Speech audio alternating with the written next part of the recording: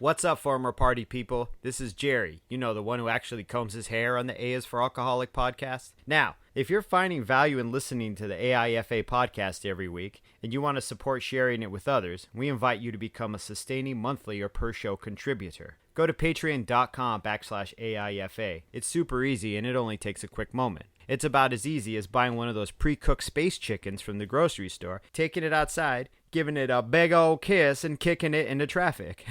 Why would you do that? Anyway, you do you, and I'll do me. Again, go to patreon.com/AIFA. And with that, people, let's start the show.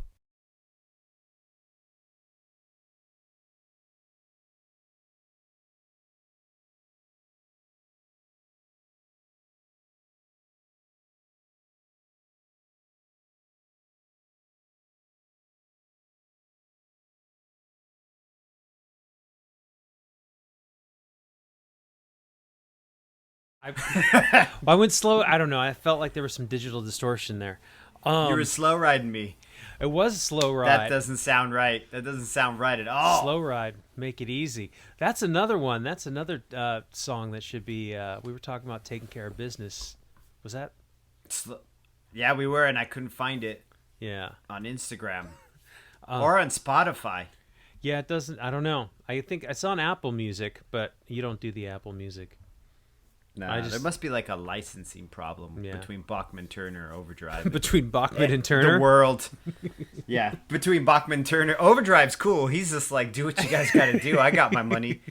Steve Overdrive? Is that his name? Steve Overdrive, yeah. He's got a lucrative roofing business. He does carports, Get it? Overdrive? I don't know. Yeah, he does do carports. I get it. Overdrive, driving over. Welcome to A is for Alcoholic, everybody. Thanks for tuning in, dialing it back, taking it easy. Yeah. I guess T could be for taking care of business, but I thought we can button that in there. We can put it in there. We can button it in there. I thought today we would talk about T is for the grass is greener on the other side, and I know that's maybe kind of a cop out with T being the, but. And it probably won't. It probably won't be the last time that you see "the" be used for T, as we cycle through the alphabet. As this well runs dry. Mm-hmm. But how are you doing, Jerry? Is quarantine? We're 40 days in the hole. Isn't that 41 today, man? Or is that 30 days in the hole? Isn't that an old song too? Isn't that like Humble Pie? 30 days in the hole. Okay. Yeah. I don't know who sings 30 days in the hole, but I think it's Humble Pie. I'm doing all right. Yeah. I think I'm doing all right. Yeah, we ordered barbecue last night. It's not as good when they drop it on your doorstep as it is when you go and sit down and eat it, but it was still something. Is it just weird to have it just show up and like not even say hi to anybody now? The guy just came, rang the doorbell, and fucking ran. And I was like, I yelled out the screen door, "Thank you!" Right. And he was like, "You're welcome," and got in his car and like peeled out. But hey, it's just, it's been sitting in a car for 30 minutes. It's just not the same. I think that's okay. Yeah. I'm so grateful I got it. Yeah. I love barbecue. So right on. Yeah, I haven't really eaten. That's not true. So, like, I'm helping out at the restaurant once a week and kind of just helping them expedite, to-go orders and stuff. And so they'll hook me up with they make pizzas there, and they'll hook me up with a pizza and send me home with a salad or something like that. So I get that. That's like my once a week, every Thursday kind of treat for myself, but mostly I just eat at home. Not because, I guess it's just, I go through these, and you haven't gone outside too much, but I go through these periods where I'll be inside for 3 or 4 days, and then so even going to the CVS because I need some bar soap seems traumatic to me. And so I'm trying to, and then I get out there, and then it's a little weird, and everybody's fucking weird, and rightfully so. It's, and it's not that bad. It's a little annoying, but it's not that bad. And so I'm kind of reminded that, okay, well, everything is still out there, and it's not the end of the world, and but it's just going through these like ups and downs, and it really does feel there's a certain parallel to early sobriety in this sort of, is everything okay? Oh, okay, everything's okay. Yeah. Is everything okay? Yeah, everything's okay, I think. Yeah. I've kind of just been staying at home more than anything else. The most I do is go out for runs, but that's just in the neighborhood, that's just up and down the streets. Yeah. Which I feel bad because I posted something on Instagram about running with whatever the headgear I have so that I can wrap everything and not touch my face. And somebody said, you got to be wearing that mask. And I'm like, am I doing it wrong by not wearing a mask? Are the benefits of me running through the neighborhood, do they outweigh the cons of me? Am I out there spreading disease? I don't think so. I'm not talking to anyone. I'm not touching anyone. Right. I've been running with a bandana wrapped around my neck, like a gator, and when I come near someone while I'm running, I pull the gator up over my face and then social distance. Try to run out like in the street, right? Or try to get give my 6 feet, and as soon as I pass them, and I know I've passed them by a good 5-6 feet, then I pull it down. Because running with the mask on sucks. It's hard as fuck. So I try to find my happy medium with a bandana. I'm like, hey, at least I'm doing what I can do here, Yeah, I would just say, I don't know, man. I carry one with me. Like in my pocket, so I can pull it out real quick and wrap it over my face if I need to. But the most that happens... But dude, if you're not around a bunch of other people, I don't see the use in it. But then again, I don't know. Because I'm like really big on just like I do all my yard work and I wear a mask. But that's also because I'm allergic to all the pollen. It's been really helpful, actually. Yeah. To put a mask on and it filters out all the pollen. But I don't know, whoever's hitting you up has probably got their heart in the right place, but doesn't know the circumstances. Sure, and I don't ever want to be seen as unsafe or reckless or careless. Being counteractive to what's going on. Right, you know what I mean? And in that vein, before we get into the meat of our conversation today, I wanted to thank Dirk Marshall and VHS. Yeah. If you haven't gone and listened, vh.us, our episode review with Dr. Sleep, I listened to the whole thing yesterday. It was awesome. So not only as I think Dirk's got a great voice, I love his intros, and I love the way that over there that their podcast, his podcast, that he intersperses the movie clips and movie scenes with what we're talking about at the time. Oh, I don't know if you listened to it yet, but no, I will today. Okay. It's great. So he'll say something. We'll be talking about a scene in the movie, and then it'll cut to that scene and give us the snippet that we're talking about. Classic. And I also wanted to apologize to Dirk, and maybe I'm overreacting here, but we were messaging back and forth on Instagram, and he said, I'm sorry to hear that you thought the show went too long. And I didn't remember saying something, but I guess I mentioned something last week about like, it was like an hour and a half or something like that. And honestly, the thing that I think that I do sometimes, and that I think we both do, is we can be very cynical and we can be very self-deprecating. And I think in that moment, I was kind of just cracking a joke about like, gosh, who wants to listen to me blather on for an hour and 45 minutes? And so it wasn't really directed at him or anything like that. I think it was just me being overly insecure and overly sensitive about my own look at you ability out here. Hurting feelings out in the world. I know, Damn. right?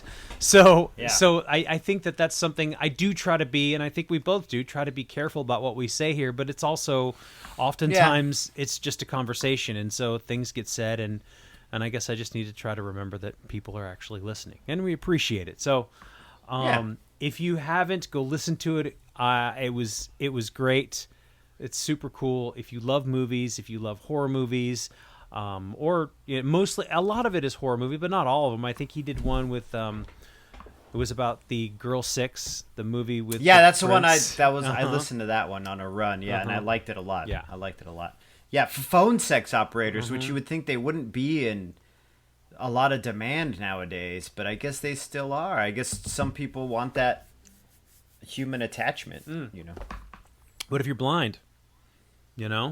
and you want to get some. You can listen to the. Oh true. yeah, I don't guess know. if you're blind, you can listen to the banging, but then you're just like, Listen, but I don't know. That's a great. I don't know. We'll get an email. Someone's gonna be like, "Fuck you guys."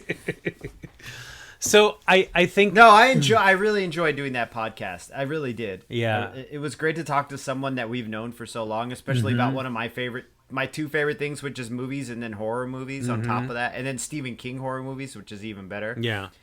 Yeah, and I even wrote to him, I'm like, if you have a movie with a tattooer in it, I'll talk about that. Or a graffiti writer, or just an all-around grouchy dude. Let's do it. You know, I'm down. Yeah, sure. There was an old movie called like Turk 182 with was it C. Thomas Howell or Turk something? 182.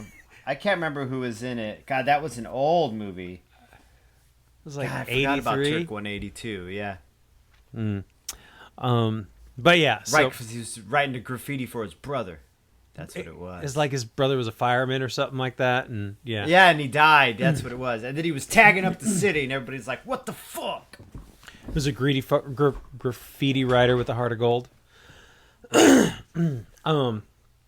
That's rare. So the grass is greener on the other side, Jerry. Let's do it. Let's chop it up. Why is the grass greener on the other side? I wonder. Well, I don't know that it necessarily is. I mean, so the whole point of that saying is that we always seem to think that we know, or we assume that things are going well for other people because of how they present themselves. And this Right.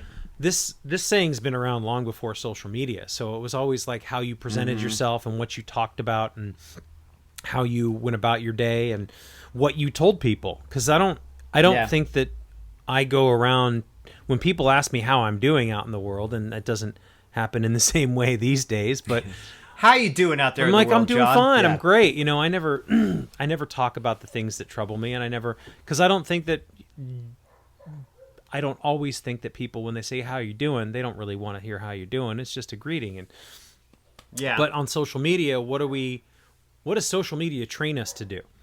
Damn. To to put the best parts of our lives, or the happy parts, or the fun parts, the silly parts, and all that kind of stuff. And I think the thing that in recovery and alcoholism, you don't know what's going on in somebody else's life. And so many times I've sat there and I listened to somebody else, and you make these assumptions about people, right? Yeah. And you go, oh, well, they sound like they got it pretty well together, or, oh, wow, they look like they got it well together, or oh, that's what you do for a living? You must be successful. And what does it mean to be successful? Does wealth, do riches and money and fame and all these things? And how many times you hear about some famous person who's very rich, who's absolutely miserable and to the point of suicidal? Right. I mean, it happens all the time. So these things do not equate to happiness, even if we see it that way from our perspective. And I do my best to not pass judgment one way or the other, and certainly not on myself, because it's very easy for me, especially nowadays, stuck in the house or feeling like I'm stuck in the house, to scroll through Instagram and see people doing fun stuff or having a good time, and you're like, man, I wish I was having a good time. Why? Man, I'm not having a good time. Why am I having such a shitty time over here? Everybody else is having fun. Part of it is because I'm just staring at this little plastic box in the palm of my hand and not Right. working on other things that are of value. I was writing this morning and I was thinking, like, okay, so what are the things I want to get done? What are the things I want to have done? Have been done? Mm-hmm. And I was like, those are the Have been things done. those are the things that are going to make me more fulfilled. Like, it's not all about like, oh, happiness. It's not all about fun. Sometimes it's like, oh, what are the things that are going to make me feel fulfilled? So Right. I think that the grass is always greener because we perceive it to be that way. And the best thing we can do is try to understand people as whole human beings rather than Right. than just this little snapshot, because that's all you get. Now, all I get from you, like, I know you as well as I know you. We talk for about an hour a week. Occasionally we text back and forth. And so I have this preconceived notion about your life and how good or bad or both, it might be, but we only get a snapshot. And even that is as well as I know you. I don't know everything that goes on during the day. Like when I send you a text and maybe I don't hear back from you right away and I'm like, what's he doing? It's like, well, who the fuck knows? Right? Like, fucking play video games again? Yeah. Always with the fucking PlayStation, with your Nintendos. Right? With your Sega Genesis. With your Sega Sonics and whatnots. Yeah. So, I mean, I don't know if you see that. I think we discussed this once before briefly about how we perceived each other while we were drinking. And I always thought you were like the cool dude. Yeah, I think so. I can't remember the conversation. You were the cool tattoo. Or, even Dirk was talking about it, how you came off as intimidating, right? He said something about that. Yes, and it resonated with me. Like, I walked around with it for a minute because I was like, wow, I intimidated this person. And I remember back when I was drinking, I'd have, like, women tell me you're unapproachable. Mm-hmm. And not because I was fucking handsome, because I was a little butterball with a pair of fucking Wayfarers on. I was just, like, I presented myself in a specific way, or people had their perception of me in a specific way. I'm glad we're doing this, actually. When you texted me, I was like, this is the one, because I had this, like, big realization recently, and I have little ones every once in a while, and today I really surfaced in it about my nature and being comparative to other people, and especially with Instagram, and more so Instagram because I don't have any of the other social medias. I have a TikTok now, I guess, which is just me talking to a little hamburger. But I hope there's not much more than just that. I really want to see you flesh out that relationship. But go ahead, social media. But my social media is, before the quarantine, was so tied into my work that I always felt lesser than, because I had less people looking at my stuff, and I equated how many people I had following my page to how much business I was going to get. So if I have like 1,300 followers. So to me, I'm like, wow, I have a lot less people looking at my stuff than someone who I perceive as being an artist who is far inferior to me. So why are all these people following this artist who's far inferior to me instead of following me? You know what I mean? Like, this is why I'm not doing the type of work I would prefer to be doing. So I would go down this hole, or I would just see other artists who are just living that, like, super cool tattoo life, Mm-hmm. Who let the dogs out? I was wilding out, dude. I know, Jesus Christ. It's like fucking sounds like a kennel. Sled out there. I can't. Yeah, a husky sled. I can't think of the snow sled. Anyway, so I had this realization that, like, being comparative was actually so detrimental to me, and I've had that realization a bunch of times. But during the quarantine, I am no longer feeling like I need to be out there all the time saying, look at my tattoo shit, look at my life so you can come in and get tattooed by me. I feel the pressure's off, and it made me change my perspective on it a lot. It, like, that pressure change caused an attitude change, which I hope I can still carry out into the future. I don't know if I can or not, because I'm a human being and things change, and my perception, once we get back out in the world again, whatever capacity we do, am I going to still be relying on my Instagram? Or am I still going to be looking at some other guy who's like, fucking, yo, I'm tattooing on the regular. I got hot women sending me naked pictures. Here's my whole story. It's all butt pictures from hot girls, Mm-hmm. And I remember talking about this at work and how it was making me feel kind of salty. And they were like, why, you're married? And I'm like, it has nothing to do with that. It has to do with the idea of being desired as a person. My wife desires me, and I desire my wife, and we're attracted to each other. We love each other. That shit is rad. But me having the type of personality I have, it is just, it's always made my own, my esteem feel better to have other people desire something from me. So to me, it was all based in want, in, like, what I wanted. Mm-hmm. So I'd see what they had, and I'm like, I want what they're portraying to me. So when you said earlier about looking at a person as a whole, that also, like, really stuck with me. Like, it lit up the light, because I was like, that's exactly what it is. We're only looking at what they want to show you, a little portion of what they want to show you, not the rest of their life or their day. It's just this one little part where I'm like, Okay, so that's is that you as a, you know what I mean? Are you fully the sum of your fleshed human parts? being? Yeah. Mm-hmm. It's not, Yes, and it's exactly. attention. Everybody loves attention. Everybody Yes, craves of course. attention. I mean, Yes. I think. Well, I think it's what I really look for is real, genuine connection ultimately. And I know that we say that and we hear that all the time, but it's the truth. It really is, because it's not. Mm-hmm. I guess Instagram teaches me that I should like hearts, and that, oh, why did I only get 29 views on this thing that I worked so hard on? Mm-hmm. And then this other little piece of trash that I stole from the internet and slapped something else on it gets like 300. You know what I mean? Right. And I'm just like, I didn't even care about that. And that's what got Exactly. And it's just a platform for entertainment. And I feel like it's more concentrated now than it was when we were younger. Mm-hmm.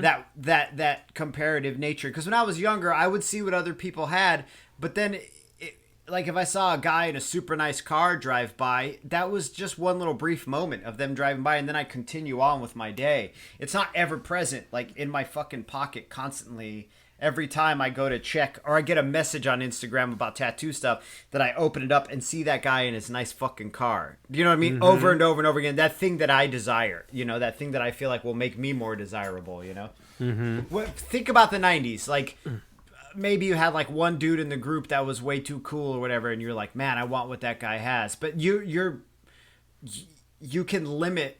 Do you know what I mean? Like, you can limit your exposure to that person. You can be like, yo, don't bring around fucking Hot Gary anymore.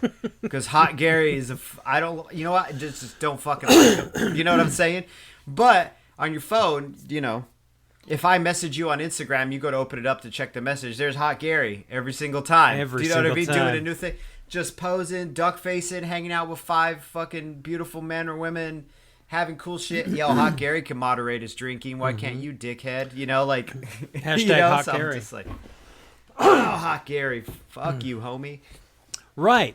Oh, Hot Gary can moderate his drinking, and that's right. And that may not be the case, and Hot Gary might be having a really miserable, difficult time. Yo, Hot Gary could be crying in his closet in a kimono. Mm-hmm. You never know, man. Yeah. And I was watching something else on YouTube. When we talk about what other people have, and we think about, man, if only I had that, I would be set. And so this might be a bit of a stretch, but I'm gonna try this.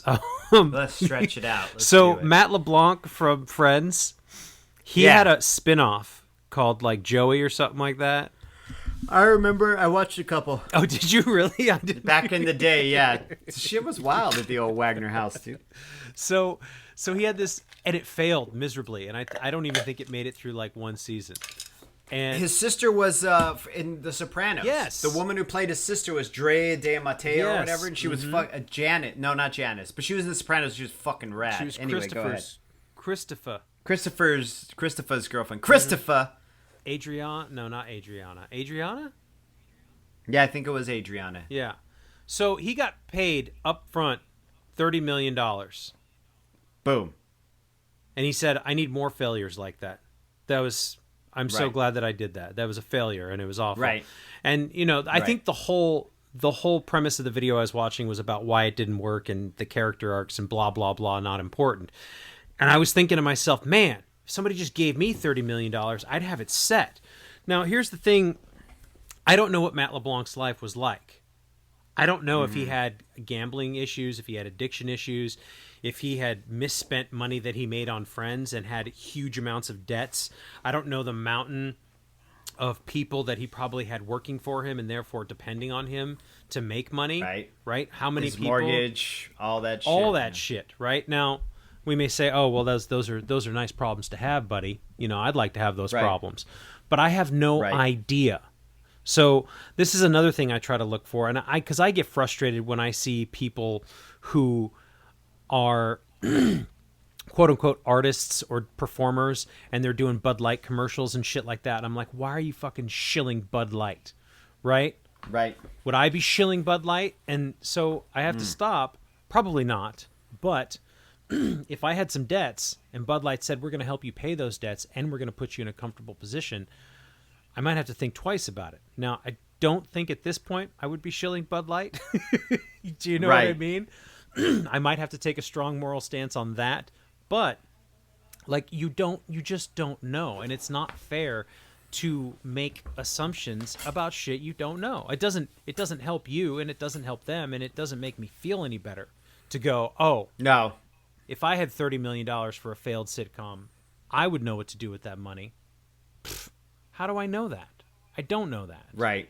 So, and you know, that's another thing that it's always, I don't want to say always, but it's tied to money. You were talking about how during this quarantine, you've probably spent more time on Instagram because of the amazing productions you've been putting out, the daily quarantine videos. You spent more time on Instagram and you've been happier because of it. And I think part of that is because before you were equating Instagram likes to money you would make.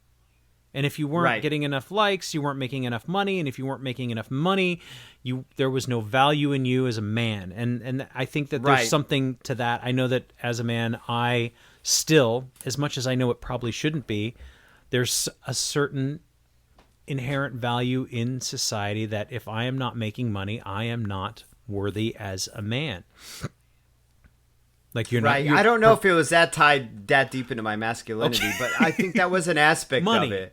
I think it was more about like I want this $700 tattoo machine. I can't afford this $700 tattoo machine because I have to spend too much money on my bills. Do you know what I'm saying? So like it's a real long stretch though. It's even me doing the mental gymnastics of what it was 40 days ago is hard for me because I'm like, and I don't want to go back to that again. I'd rather look at this stupid social media thing as just a thing to fuck around on than it to be this extension of my worth and my experience, right? So like a lot of my ego is tied up into it. A lot of, I think with this being comparative, I don't know the correct word for it, but this grass is greener mentality is a giant pity party. It's like the best way for you to give yourself sympathy. I beat myself up constantly because of the decisions I made in the past, even though those decisions have already been made and I cannot change them. So I always go down this circle of like, I drank too much. I was a fucking giant piece of shit drunk. And that's why I never worked forward in my career. I never progressed past a certain point because I was always drunk. But now I'm not always drunk and I still haven't progressed past a certain point that that I feel comfortable with. Right? So it's the actions I'm taking now that are affecting me, not the actions I take in the past. But it's so much easier to go, oh, what used to be is what fucked me over. It's so much easier. And it feels better. You feel sorry for yourself. I get to have a crying party. I love feeling sorry for myself. I still do. It's a big old fat character defect is that comparative nature and feeling sorry like, oh, I really fucked up. I'm so, like, oh, I have no value, But as far as masculinity, nah, I mean, my wife and I are pretty progressive, man. I'm like, yo, you want to make all the money, make all the money. I mean, I don't even know if that's progressive. That's just reality. But my point is, like, the people I would work with, I would see them doing well in their careers. I would see them buying things for their career, buying things or spending money and not realizing that their situation is completely different than mine. Like this one guy I'm looking at who has new shit every week. He doesn't have kids. It's just him and his wife. Do you know what I mean? And they both have stable jobs. And on top of it, he puts in the work. Like he works all the time. Like he's always tattooing. I'm not always tattooing. I'm like at this part of my career where I'm like, I would rather be at home than working. I mean, that's fucking crazy, right? Wouldn't you rather be at home than working? But the type of career I work in, the prevailing attitude is you need to love this job more than anything. And I, for one, now I'm going down a tangent. I think that's bullshit. I think that's total fucking 100% bullshit. I feel like I need to care about my job. I feel like I need to have love for my job and gratitude and be thankful that I have the ability to do this job, but I do not need to love this job more than anything in my life. And that can go fuck itself. That idea, it always makes me so upset because I'm like, I'm a fully formed human being outside of tattooing. You take tattooing away from me, I need to scramble, learn how to do something else for a living, but I'm still Jerry. You know what I'm saying? So it's always bothered me, that whole idea of like, all I am and all I have is tattooing. I'm like, well, you need to find some shit then. Because this shit's not going to be here forever, obviously, because we've been sitting here for 41 days. Not tattooing.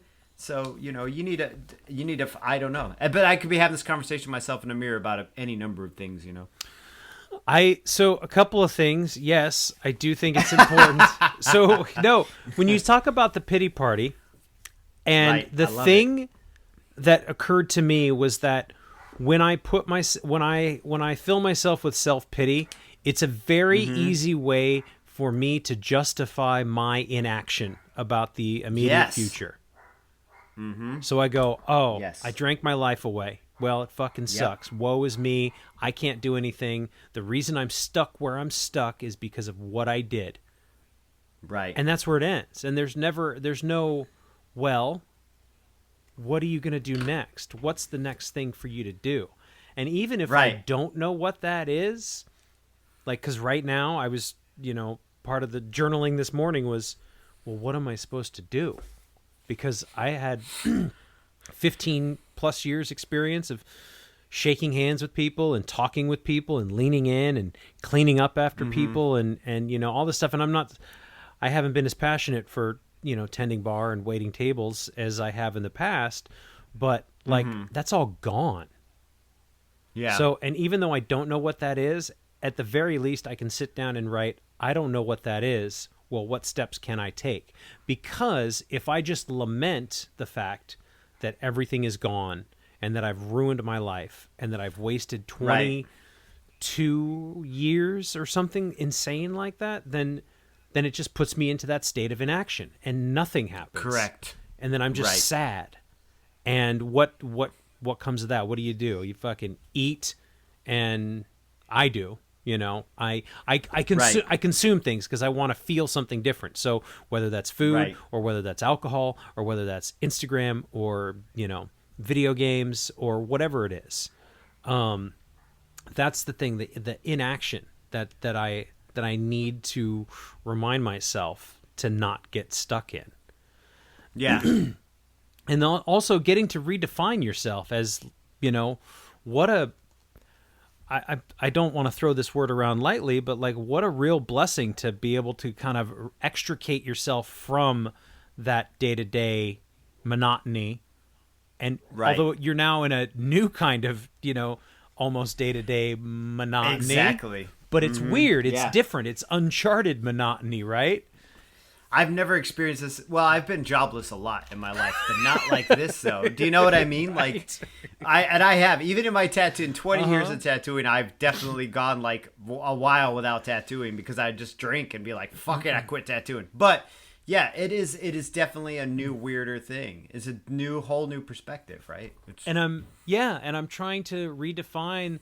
I haven't wanted to wait tables or 10 bar, passionately in a long time. And certainly, as of late, it's like, yeah, I guess. But, which is not to say that the job that I have and that I've been going to help them out once a week, here and there when I can, it's just for a few hours. Like, I love that job and I love those people. And I really do. You have to love it. You have to care about it. And you have to have you have to love it and care. Have a little bit of pride in it, Whether it's a more artistic, job like yours, or if it's, a service job. I mean, they're kind of similar, somewhat. They're really similar because we're both providing services to people. Do you know what I mean? And its core base, yeah. So, like, what does the new John look like, or what is the new Jerry? How do we define success? When there's no money to be made. Right. And even that's better, like the idea of success. Like, what is success to me now that I've been sitting here for 41 days? 41 days is a long ass time. This is significant. This is like, even to my little girl, like my little girl is 10 years old. And this is another trail of the side tangent, but she's 10. So she's going to be a part of that generation where they will remember that they didn't go to school. They didn't finish school. They just had a fucking 4-month-long summer break. Do you know what I'm saying? So for me in these 40 days, I'm like, what do I define as success now? Because right now, for me today, success is pay my bills, keeping us fed, and making sure that, keeping all the utilities and shit on. Do you know what I mean? Making sure we have a roof over our head. Those are basic core needs. And not getting sick. That's success, is not getting sick, not getting anyone else sick. So once we go back out into the world, we all know the capacity is going to be different. I'm not going to be sitting in a shop with 20 fucking people in it. It's just not going to happen for a while. It'll be me whatever capacity we're working under. Where's my success then? Is it that I can't buy this awesome tattoo machine, or that I don't have even 5,000 Instagram followers, or do you know what I'm saying? Or I don't have this or that or this. It's so much of what I don't have and what the other guy has. It's bullshit. You know what I mean? It's just a game. That I'm realizing that more often than not now too.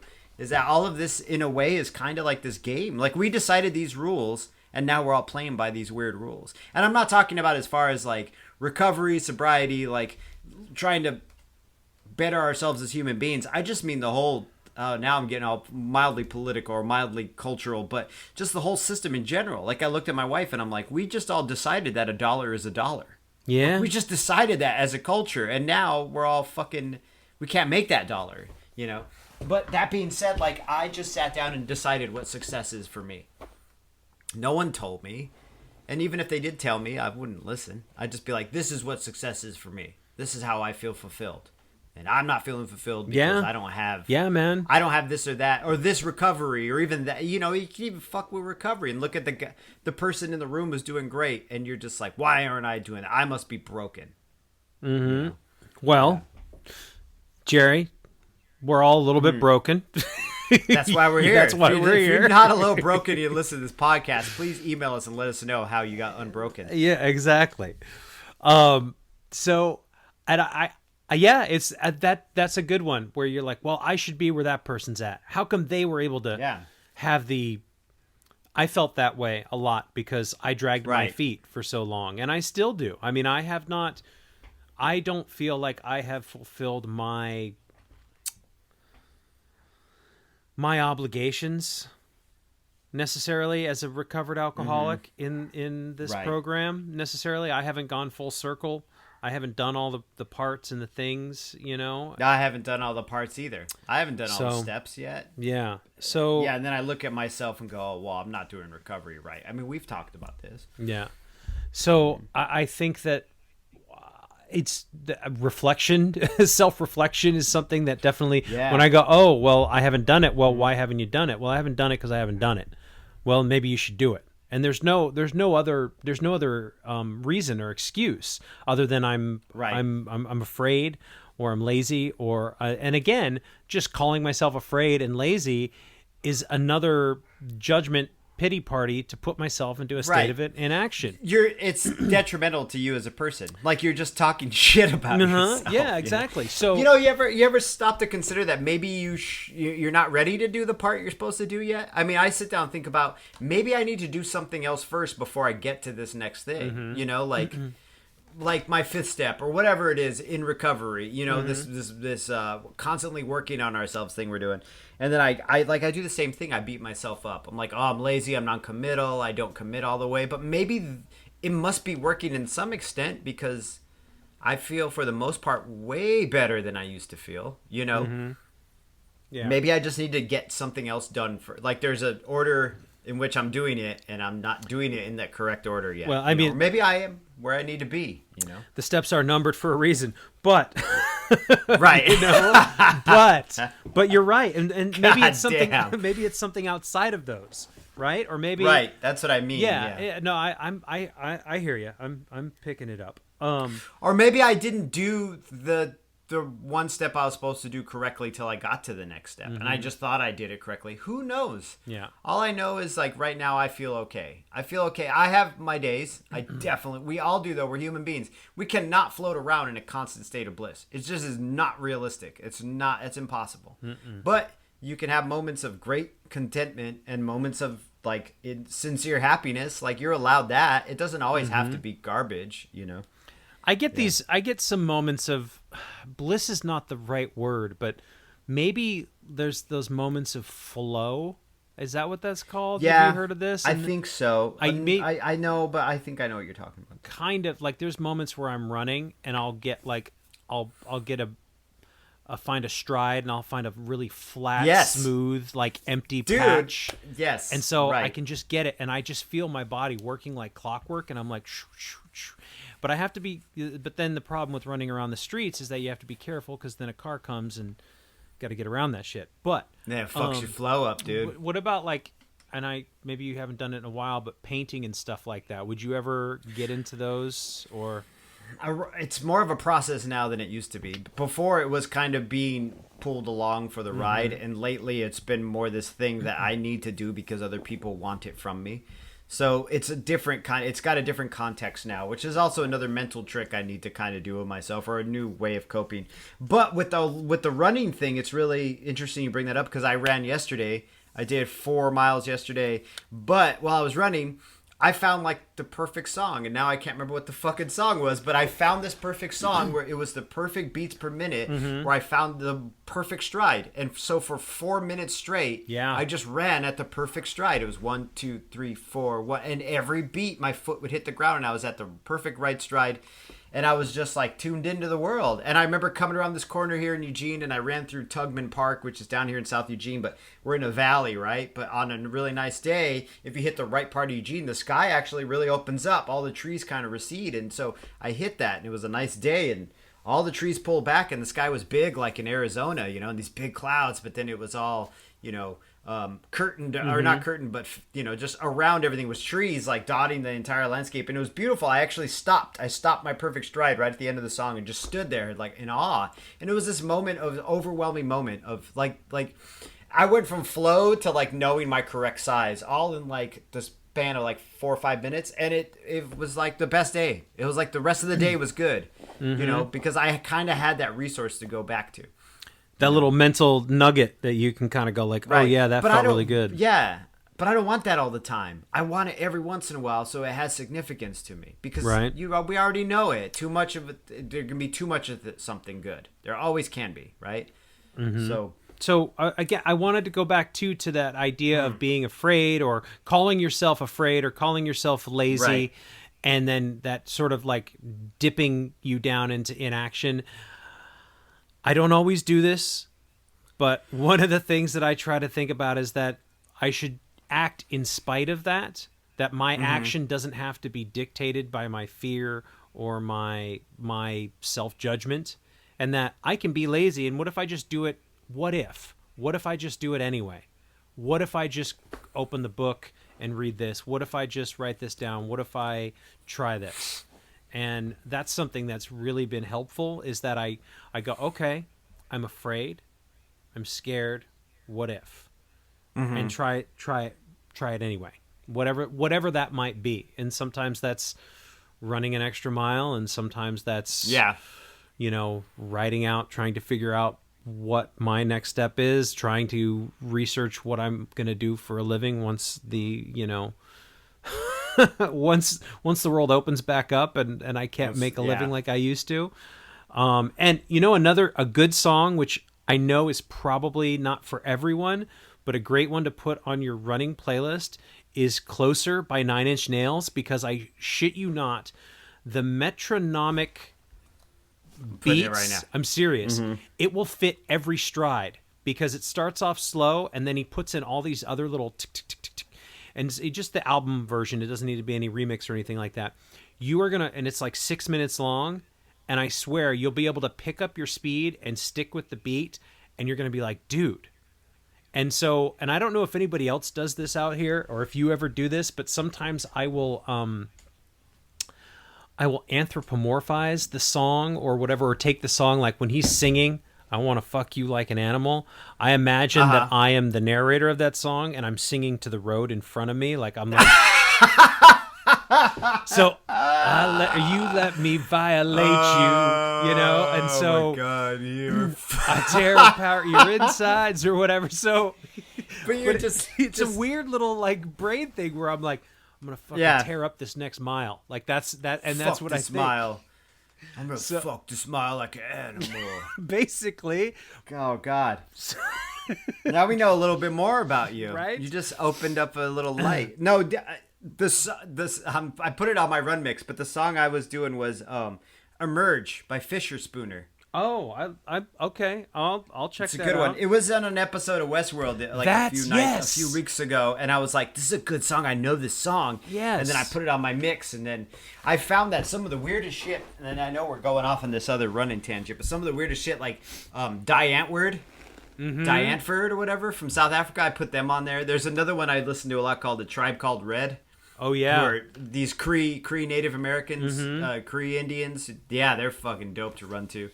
Okay. But anyway, it's a great. I think it's a great visualization tactic. I've never thought about that, to be like, whatever the song is, and I kind of just imagine. Right. Not every single one works, but it's this thing though that takes you out of this comparative nature that we have, and I can't even say that this comparative nature is because we're alcoholics. I think it's because we're human. It's the way that we coped with it as an alcoholic is what I think the spin is in the pod, right? It's that the way we would cope with this comparative thing, where some people they really suffer from it, you know, and they're still sober and they have a hard time with it, whereas we really suffered from it and it was fueled by drinking, caused by drinking. Do you know what I mean? All these it's things. So exacerbated by our constant. Again, there's a lot of this love of money and this, like, not even money. It's just that sort of reaching for something more and thinking that I need to have more. Yeah. That I need, if I just have this thing.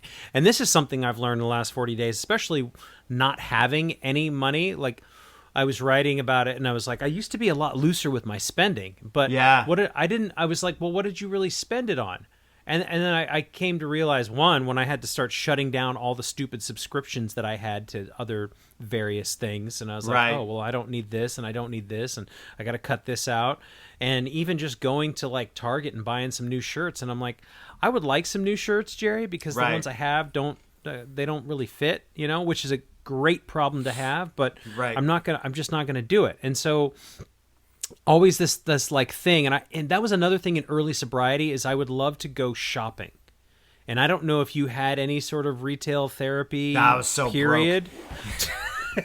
But I wouldn't go. See, here's the thing: is I would go to Ross Dress for Less and do my retail shopping. Like, I would just go wander around and I'd look through stuff and I'd be like, man, and I would buy whatever. Something, I don't know, sometimes I just buy a pair of cheap headphones and maybe a pair of stupid sneakers, and just to get the dopamine hit. And so it wasn't even anything expensive, or like I wouldn't hesitate to buy a book on Amazon and then have it sit on my bookshelf for months and months and months. And I'm starting to realize, like, that dopamine hit lasts it's so brief and followed by so much not even like shame or guilt because of what I just bought a book or I bought a shirt, but so much like disappointment. And I'm like, where have I felt this before? And it's alcohol. And so this sort of retraining my brain to go, that's not that important. What is important? What is the thing? Like, do I want to sit here? Do I want to watch another show? Or like last night I was messing around with I wanted to mess around with doing some design work, and I was like, well, I'm going to make some album covers. And I was like, well, what kind of band would you have, John? And I was like, seriously, dude, I was like, I want to do like vaporwave album covers. And so I just started messing around with Canva, and I just wanted to do something different and interesting and creative that wasn't normal for me. And so I made like 3 different vaporwave album covers. I love vaporwave. Kind of, yes. Yeah, there's a great band called Time Cop 1983, and they do like, I think they do like vaporwave stuff. That's my image of it. That's my idea of it. A little bit, yeah, pastel neon, and then I was I did. I was really impressed with learning a couple new tools, throwing some shit together, and like a lot of it, like, no, that looks like garbage. Try something else. And then I was like, oh, I'll just tweak this and put another filter on this. And it wasn't anything like super technical or even impressive. You can go on there on my Instagram stories right now, but but it was just like, yeah. Here's the difference between how you used to use Instagram and how you use it now, is that you used to go there to compare and oftentimes to consume, maybe more so than you are using it to create and distribute. And I think that is a huge distinction to make with social media and how you use it and how it can be beneficial rather than detrimental.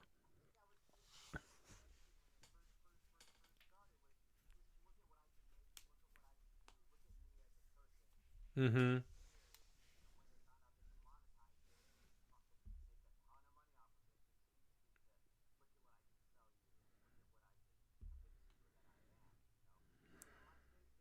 I do. Dude. Yeah.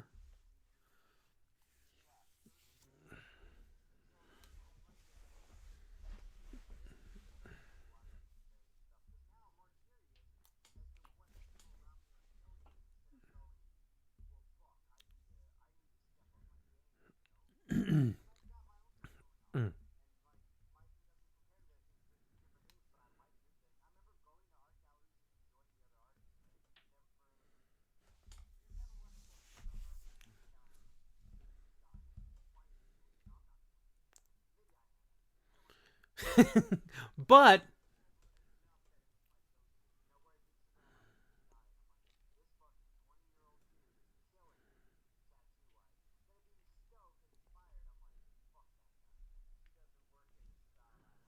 mm-hmm.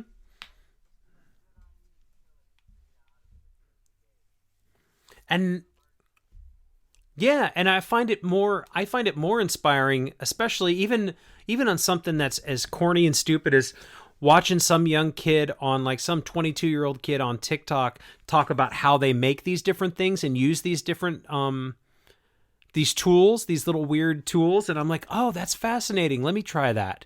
Cuz I'm a 43-year-old man. So yeah, I'm going to throw my phone in the air on slow motion and see what happens. And I'm like, "Oh, that's pretty cool."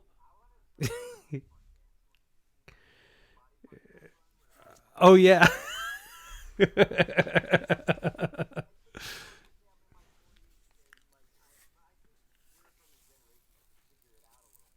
Mhm.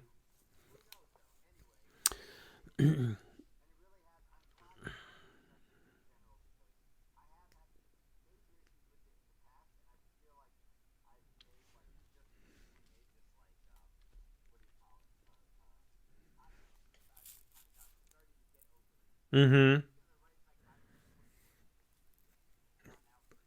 Process, yeah.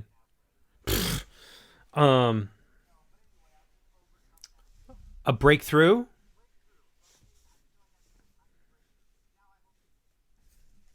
Right. Well, I will say this, we're just going to use the example of the Instagram stories. Since you've been putting more work into doing something that you enjoy and fulfills you, even if it's doing a corny, yeah, I find that I go and I'm like, hey, Jerry, it's 7 o'clock at night. Where's my fucking Instagram story? I'm waiting. I'm more interested in looking at that than like, I mean, not that I don't appreciate your art and like the tattoos and stuff. That's different, but it's completely just you trying to put something together. And I'm like, oh, that's rad. When is it happening? Like, I'm waiting. Where's my Instagram fix? I want to see Jerry Wagner dance with the dog or do the Jaws. What is it that you did yeah.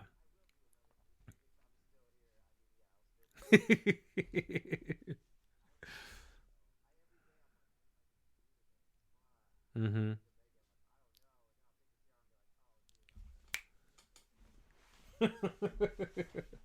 um so yeah, I think that's something too that I am slowly or more so because of this, like, oh, okay, I don't need to worry about what other people are doing. And especially, have you noticed all the celebrities that some of the celebrities that are on, and I can't believe how not great they look without makeup, lighting, production, stages, and so you get this glimpse of people just sitting in their bedrooms and backyards, and they don't have the teams of people that are propping them up. And not to say that these aren't talented, and I don't I love Stephen Colbert. I think he's hilarious.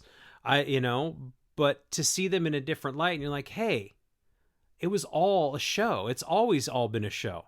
And in fact, some of them, I prefer the show to the normal person. And maybe that's not great for their self-esteem, mental health, yada, yada, yada. That's a whole nother bag of worms. Bag of worms? Can of worms. Bag of worms. I got a whole bag of worms. So, but what a great thing to be like, yeah, I don't really give a shit. I'm really starting to feel my own value rather than worrying about what somebody else thinks of me, because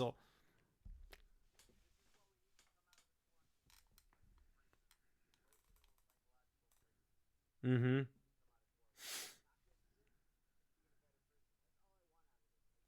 That's it.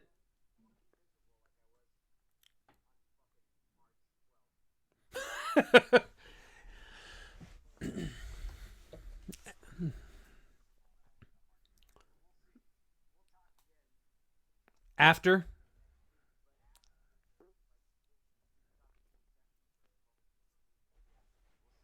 Mm-hmm. Yeah, I mean, I'm sure there's going to be something that's going to irritate me about daily life or weekly life or.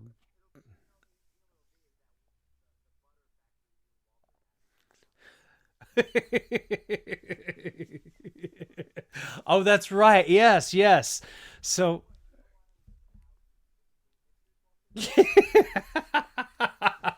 I just love. Yeah.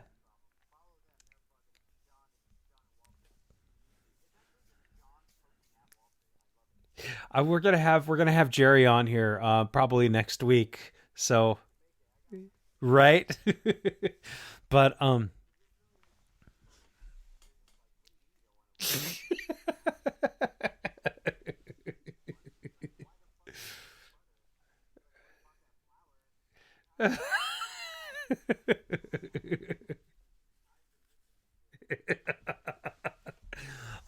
yeah, we'll have you on next week. And I just think it's really, I really feel pretty great about the potential for this, rather than, and I know that a lot of people are suffering in a lot of different ways, and I don't want to be insensitive to anybody who is having a difficult time at all, because this is very, very unprecedented and very, very it's very painful for a lot of people.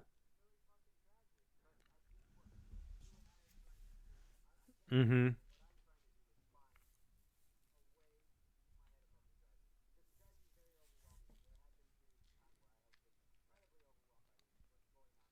Mhm. Yes.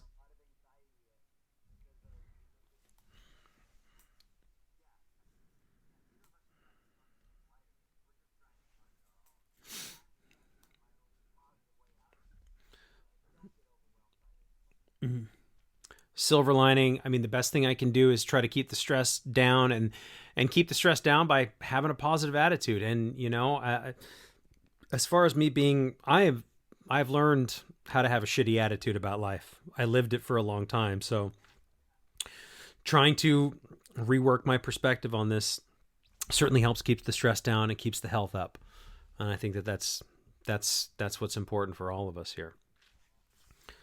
And the grass is greener wherever you're standing, I think, should be the lesson of the day. Mm-hmm. The grass. Fuck it. Mm-hmm. Canceled. All right. Oh, and also, the grass is greener where you're standing. I just posted a new blog post to anybody who wants to read. I'm almost caught up. I'm trying, but I just published quarantine thoughts on sobriety. There's a blog post for every single episode this season on aisforalcoholic.com. You can go there and read all those, and it's got all kinds of ways for you to listen.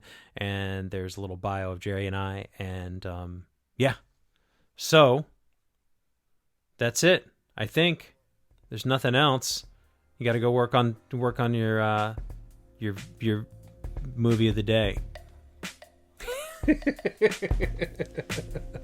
All right. Right on, Jerry.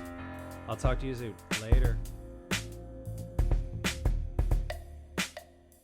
Thanks again for listening. Our music, as always, is by Neglect. You can find more of his stuff at neglect.bandcamp.com. And you can find us on all social media platforms that matter: Instagram, Facebook, and Twitter. And you can reach us at aisforalcoholic@gmail.com. Talk to you later. Yeah.